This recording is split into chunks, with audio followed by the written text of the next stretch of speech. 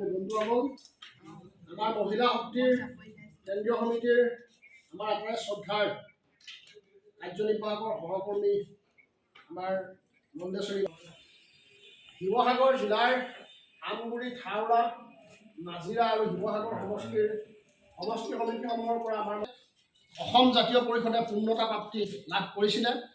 আৰু সেই হেতুকে আমি 17 ডিচেম্বৰটো আমাৰ দলটোৰ প্ৰতিষ্ঠা দিৱস হিচাপে গণ্য কৰিছোঁ।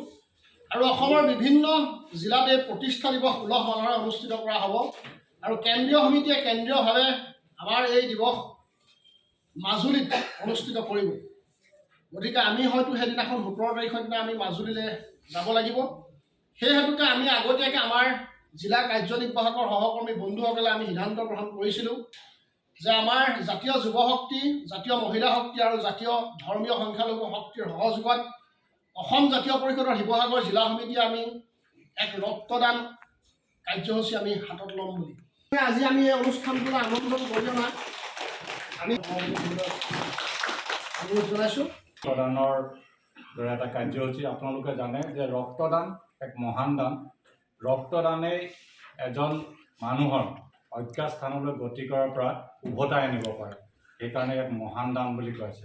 এটোপাল ৰক্তই এজন জীৱনৰ গতিপথ, এজন মানুহৰ মৃত্যুমুখী মানুহৰ বা সংকটপূৰ্ণ অৱস্থাৰ পৰা এজন মানুহৰ তেখেতৰ জীৱন গতিপথ সলনি কৰিব পাৰে। সেইকাৰণে আমি এই কাৰ্যসূচীটো আজি আমি গ্ৰহণ কৰিছোঁ। জিলা সমিতিয়ে পোনপ্ৰথমে ইয়াত উপস্থিত থকা কেন্দ্ৰীয় সমিতিৰ আমাৰ সন্মানীয় শ্ৰীযুত ৰাণা চাংমা ছাৰ মহোদয় আৰু আমাৰ আজিৰ এই অনুষ্ঠানটোৰ উদ্বোধক হিচাপে থকা আমাক সহযোগিতা আগবঢ়োৱা এই সভা কক্ষৰ পৰা আদি কৰি ৰক্তদান মৃণাল চুতীয়াকে আদিকে প্ৰমুখ্যে কৰি সমষ্টি সমিতি হওক, মহিলা সমিতিৰ ৰূপাঞ্জলি বাইদেউ আছে, আমাৰ জিলা সমিতিৰ উপসভাপতি অমৰ জ্যোতি বৰুৱাকে প্ৰমুখ্যে কৰি যিসকলে সমষ্টি সমিতিৰ বিভিন্ন প্ৰান্তৰ পৰা অহা আমাৰ 4টা সমষ্টিৰ সন্মানীয় বিষয়ববীয়াসকলৰ লগতে যুৱ শক্তি, মহিলা শক্তি, ধৰ্মীয় সংখ্যালঘু আৰু যিসকলে আজি ৰক্তদান কৰিব স্বেচ্ছাই তেখেতসকলক মই জিলা সমিতিৰ তৰফৰ পৰা প্ৰথমে আন্তৰিক অভিনন্দন আৰু কৃতজ্ঞতা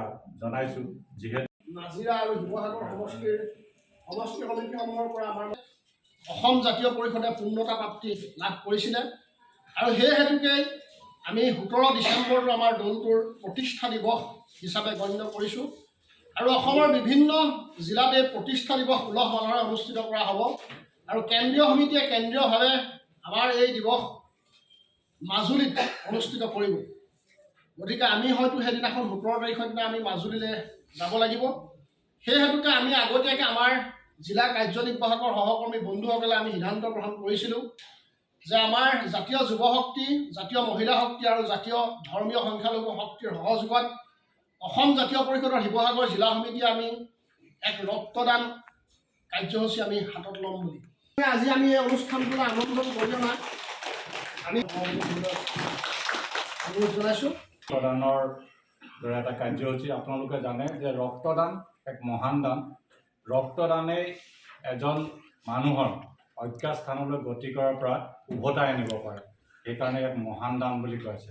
এটোপাল ৰক্তই এজন জীৱনৰ গতিপথ, এজন মানুহৰ মৃত্যুমুখী মানুহৰ বা সংকটপূৰ্ণ অৱস্থাৰ পৰা এজন মানুহৰ তেখেতৰ জীৱন গতিপথ সলনি কৰিব পাৰে। সেইকাৰণে আমি এই কাৰ্যসূচীটো আজি আমি গ্ৰহণ কৰিছোঁ। জিলা সমিতিয়ে পোনপ্ৰথমে ইয়াত উপস্থিত থকা কেন্দ্ৰীয় সমিতিৰ আমাৰ সন্মানীয় শ্ৰীযুত ৰাণা চাংমা ছাৰ মহোদয় আৰু আমাৰ আজিৰ এই অনুষ্ঠানটোৰ উদ্বোধক হিচাপে থকা আমাক সহযোগিতা আগবঢ়োৱা এই সভা কক্ষৰ পৰা আদি কৰি ৰক্তদান মৃণাল চুতীয়াকে আদিকে প্ৰমুখ্যে কৰি সমষ্টি সমিতি হওক, মহিলা সমিতিৰ ৰূপাঞ্জলি বাইদেউ আছে, আমাৰ জিলা সমিতিৰ উপসভাপতি অমৰ জ্যোতি বৰুৱাকে প্ৰমুখ্যে কৰি যিসকলে সমষ্টি সমিতিৰ বিভিন্ন প্ৰান্তৰ পৰা অহা আমাৰ 4টা সমষ্টিৰ সন্মানীয় বিষয়ববীয়াসকলৰ লগতে যুৱ শক্তি, মহিলা শক্তি, ধৰ্মীয় সংখ্যালঘু আৰু যিসকলে আজি ৰক্তদান কৰিব স্বেচ্ছাই তেখেতসকলক মই জিলা সমিতিৰ তৰফৰ পৰা প্ৰথমে আন্তৰিক অভিনন্দন আৰু কৃতজ্ঞতা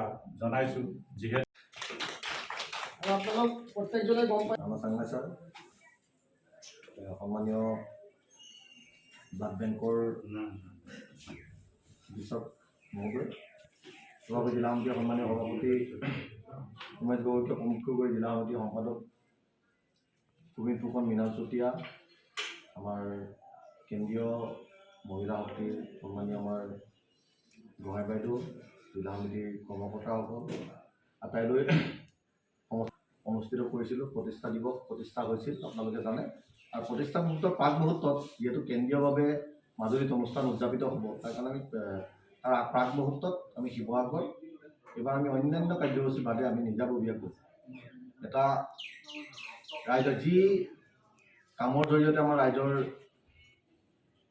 কল্যাণ হয়, অসম জাতীয় পৰিষদৰ যি লক্ষ্য যে অসমীয়া জাতিৰ কল্যাণ কৰা আমাৰ জাতীয় জীৱনৰ প্ৰতি আমি দায়িত্ব আৰু কৰ্তব্য, তাক আমি কামে জিলাৰ বিভিন্ন ঠাইৰ পৰা অহা দলীয় সতীৰ্থবৃন্দ আৰু এই চিকিৎসালয়ৰ অধীক্ষক ডক্টৰ গগৈ ডাঙৰীয়া আৰু আমাৰ ৰক্তদান কাৰ্যসূচীৰ কথা হ'ল এইটোৱেই যে ইয়াত থকা প্ৰতিজন ব্যক্তিৰ অন্তৰত এটা সংকল্প আছে। আমি সদায় কৈ আছোঁ যে ত্যাগৰ পৰা সংকল্পলৈ আমি কেইটামান খোজ দিছোঁ যোৱা 10 ডিচেম্বৰৰ পৰা। সেইখিনি সম্পদৰ আশাত ৰৈ থকা কোনোবা নিশ্চ দুখীয়া নিচলা এজন ব্যক্তিৰ জীৱনক শক্তিশালী কৰিবৰ কাৰণে।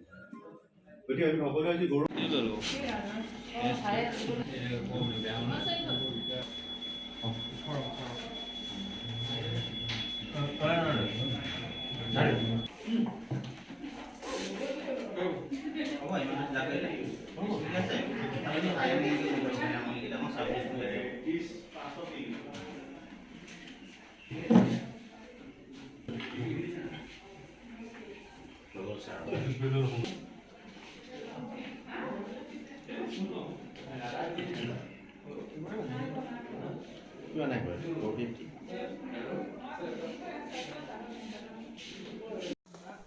আপোনালোকে জানে যোৱা বছৰ আমি শিৱসাগৰ বৰ্ডিং খেলপথাৰত অতি উলহ মালহেৰে ৰাইজৰ দাবীৰ পৰিপ্ৰেক্ষিতত আমি অসম জাতীয় পৰিষদৰ ৰাজনৈতিক অভিযোজনৰ জৰিয়তে জাতীয় পৰিষদৰ দল জন্ম হৈছিল।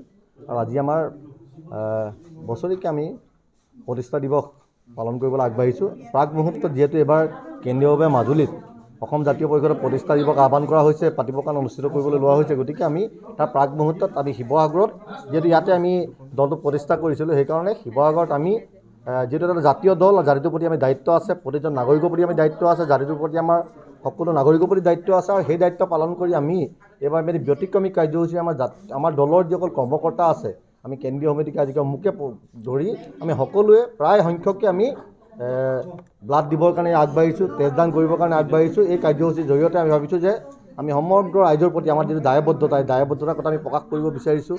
চেষ্টা কৰিছোঁ যাতে আমাৰ আজি এই কাৰ্যসূচীৰ জৰিয়তে অন্যান্যসকলে উৎসাহিত হৈ যাতে আমাৰ জাতিটোৰ প্ৰতি সেৱা আগবঢ়াবৰ কাৰণে আগবাঢ়ে আৰু আমি তেজদানৰ জৰিয়তে জাতিটোৰ প্ৰতি কাম কৰিবৰ কাৰণে দায়বদ্ধ বুলি আমি আচলতে চেষ্টা কৰিছোঁ। ধন্যবাদ জনাইছোঁ। আজিৰ এই দিনটোত অসম জাতীয় পৰিষদ শিৱসাগৰ জিলা সমিতিয়ে আমাৰ যি অসম জাতীয় পৰিষদৰ প্ৰতিষ্ঠা দিৱস 17 তাৰিখে যোৱা বৰ্ডিং খেলপথাৰতে হৈছিল, 1 বছৰ হ'ল। তাৰ লগত সংগতি ৰাখি আমি জিলা সমিতিয়ে এটা এনেধৰণৰ কাৰ্যসূচী ল'ব বিচাৰিছিলোঁ যে ৰক্তদান এক মহান দান। এটোপাল ৰক্তই মানৱ জীৱনত এটা নতুন গতিপথৰ সন্ধান দিব পাৰে। যে ব্যতিক্ৰমী এজন মানুহৰ জীৱনত আমি গতিপথৰ সন্ধান দিবৰ কাৰণে আমি এটা ব্যৱস্থা কৰি আছিলোঁ যে আমি ক'ত কি কৰিব পাৰোঁ।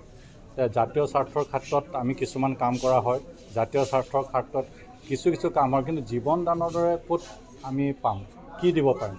আমি সেইসকলে আমি জাতীয় চেতনাবোধৰ উদ্ধৃত হৈ আমি ভাবিলোঁ যে জিলা সমিতিয়ে আমি এটা প্ৰথম কাৰ্যসূচী হিচাপে প্ৰথম পদক্ষেপ হিচাপে যে এই আমাৰ প্ৰতিষ্ঠা দিৱসৰ লগত সংগতি ৰাখি আজিৰ এই দিনটোত 15 ডিচেম্বৰ তাৰিখে আমি ৰক্তদান এক মহান দান কাৰ্যসূচী হিচাপে আমি গ্ৰহণ কৰিম। সেই হেতুকে আমি আজিৰ এই দিনটোত ইতিমধ্যে আমি উপস্থিত হৈছোঁ। আপোনালোকে নিশ্চয় গম পাইছে আমাৰ উদ্বোধনী অনুষ্ঠান হৈ গৈছে। ডক্টৰ সৌৰভ গগৈ ডাঙৰীয়া আছে, আমাৰ কেন্দ্ৰীয় সমিতিৰ উপসভাপতি ৰাণা চাংমা ছাৰ আছে, মোৰ জিলা সমিতিৰ 2জন সম্পাদক মৃণাল চুতীয়া আৰু গোবিন্দ ফুকন ডাঙৰীয়া আছে, উপসভাপতিসকল আছে, মহিলা শক্তি আছে, যুৱ শক্তি আছে, ধৰ্মীয় সংখ্যালঘু শক্তি আছে। সকলোৰে প্ৰচেষ্টাত আজি আমি এই অনুষ্ঠানটো আৰম্ভ কৰিছোঁ। আমি ভাবিছোঁ ৰক্তদান মহান দান আৰু ভৱিষ্যতৰ দিনত এই ৰক্তই জাতীয় স্বাৰ্থত যে অসম জাতীয় পৰিষদৰ এই ৰক্তদান কাৰ্যসূচীটোৱে এনে এক বাৰ্তা লৈ যাওক যাতে আমি ভৱিষ্যতৰ দিনত ৰাইজৰ মাজত আমি কাম কৰিবৰ কাৰণে যি প্ৰচেষ্টা হাতত লৈছোঁ সেই প্ৰচেষ্টা যেন আমি অব্যাহত ৰাখিব পাৰোঁ। আৰু ভৱিষ্যতৰ দিনত আমি আৰু এটা কথা চিন্তা কৰিছোঁ যে প্ৰয়োজন হ'লে আমি এই শিবিৰ পাতি নহৈ প্ৰয়োজন হ'লে আজি আমি ৰক্ত দিয়াৰ পিছত কাৰোবাৰ যদি প্ৰয়োজন হয় আমাৰ লগত যোগাযোগ কৰিলে আমি ভৱিষ্যতৰ দিনত মানৱ জীৱনক যি স্বাৰ্থত তেওঁলোকে আমাক ব্যৱহাৰ কৰিব সেই স্বাৰ্থতে যাবলৈ অসম জাতীয় পৰিষদৰ জিলা সমিতি প্ৰস্তুত থাকিব। এই কথাখিনিকে আজি আপোনালোকৰ সাংবাদিকসকলৰ জানক আমাৰ বাৰ্তা প্ৰেৰণ কৰিছোঁ। ধন্যবাদ। প্ৰত্যেক দিনেই 20ৰ পৰা 30 বটল ব্লাডৰ প্ৰয়োজন। কিয় ব্লাডৰ প্ৰয়োজনটো হয় এইটো কাৰণেই প্ৰয়োজন হয় যে এইটো যিটো আপুনি ব্লাড বেংক দেখা পাইছে আমাৰ ইয়াত বেংকটো, এই বেংকটোৱে কেৱল শিৱসাগৰ টাউনৰ মানুহখিনিৰ কাৰণে নহয়, ইয়াত শিৱসাগৰ জিলা যিকোনো অনুষ্ঠান আজি প্ৰগতিৰ পৰা আৰম্ভ কৰি চুকাফাৰ পৰা ONGC হস্পিটেললৈকে যিমানবিলাক চিকিৎসালয় আমাৰ ইয়াত আছে, য'তেই আপোনাক তেজৰ প্ৰয়োজন হয় সেই প্ৰয়োজনটো আমাৰ ইয়াৰ পৰাই পূৰণ কৰা। তাৰোপৰি ইয়াত নাজিৰা, আমগুৰি আদি শিৱসাগৰ জিলাৰ বিভিন্ন ঠাইৰ য'তেই